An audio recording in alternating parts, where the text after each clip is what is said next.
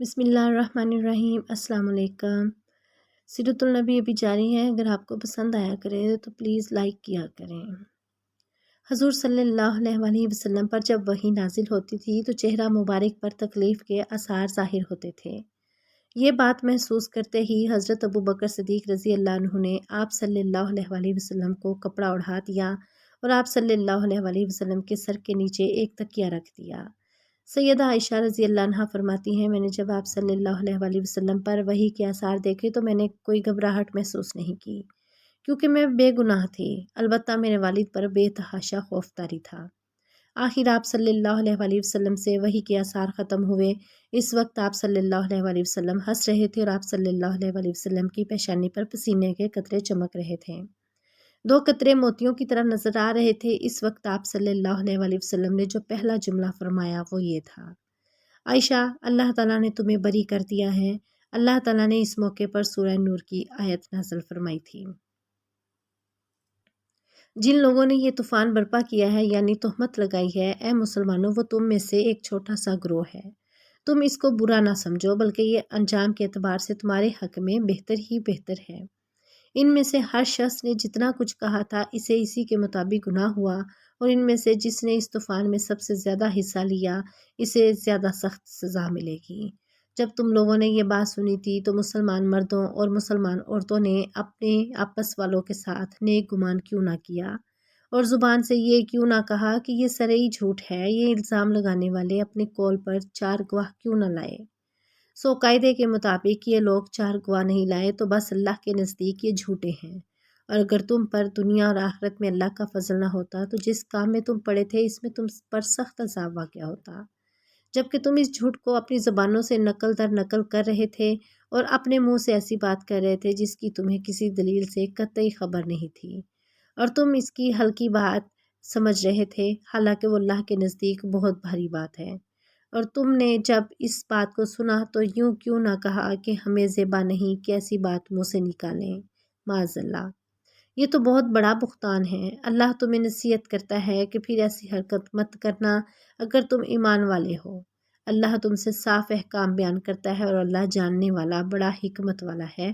جو لوگ ان آیت کے نزول کے بعد بھی چاہتے ہیں کہ بے حیائی کی بات کا مسلمانوں میں چرچا ہو، ان کے لیے دنیا و آخرت میں سزا دردناک مقرر ہے۔ اس بات پر سزا کا تعجب مت کرو، کیونکہ اللہ تعالیٰ جانتا ہے اور تم نہیں جانتے۔ اور اے توبہ کرنے والو، اگر یہ بات نہ ہوتی کہ تم پر اللہ کا فضل و کرم ہے جس نے تمہیں توبہ کی توفیق دی، اور یہ کہ اللہ تعالیٰ بڑا شفیق بڑا رحیم ہے، تو تم بھی وعید سے نہ بچتے۔ سیدہ عائشہ رضی اللہ عنہ فرماتی ہیں کہ ان کی آیات کے نزول سے پہلے میں نے خواب دیکھا تھا۔ خواب میں ایک نوجوان نے مجھ سے پوچھا، کیا بات ہے، آپ کیوں غمگین رہتی ہیں؟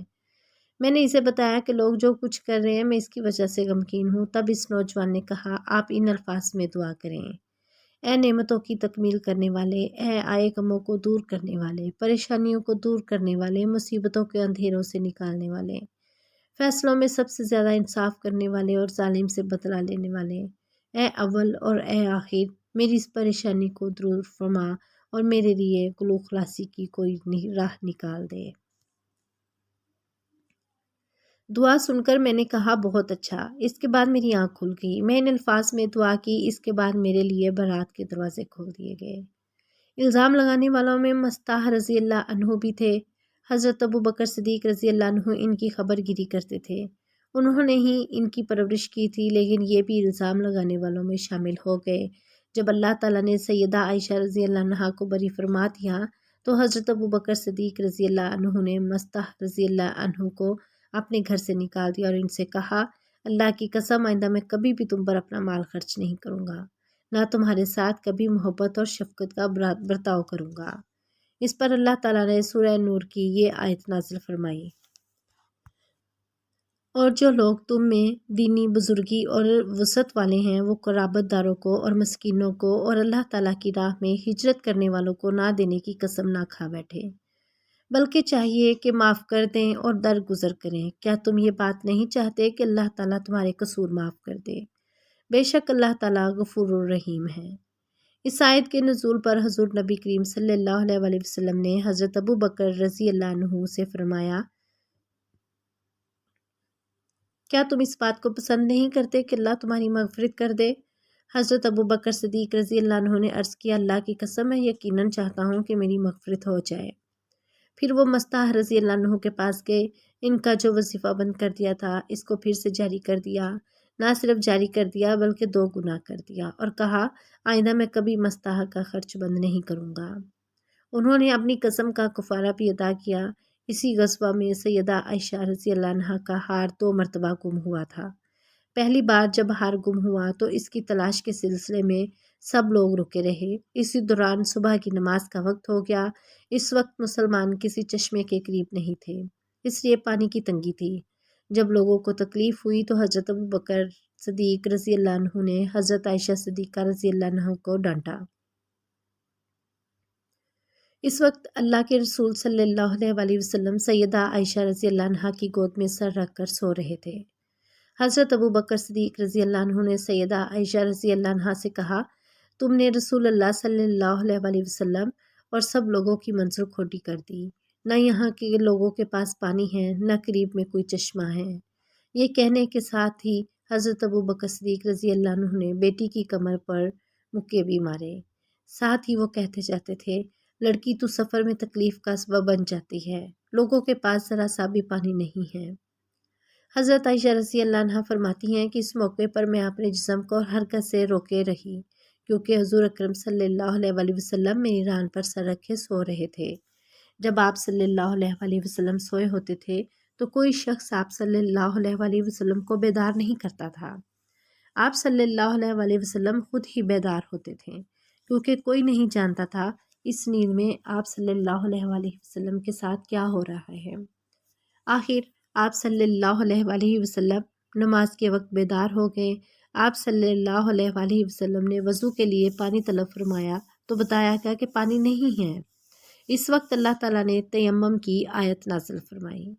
اس پر سیدنا ابو بکر صدیق رضی اللہ عنہ نے فرمایا، بیٹی جیسا کہ تم خود بھی جانتی ہو تم واقعی مبارک ہو۔ آپ صلی اللہ علیہ وسلم نے بھی ارشاد فرمایا، عائشہ تمہارا ہار کس قدر مبارک ہے۔ حضرت اسید بن حضیر رضی اللہ عنہ نے کہا، اے آل ابی بکر، یہ تمہاری پہلی برکت تھی، اللہ آپ کو جزائے خیر عطا فرمائے۔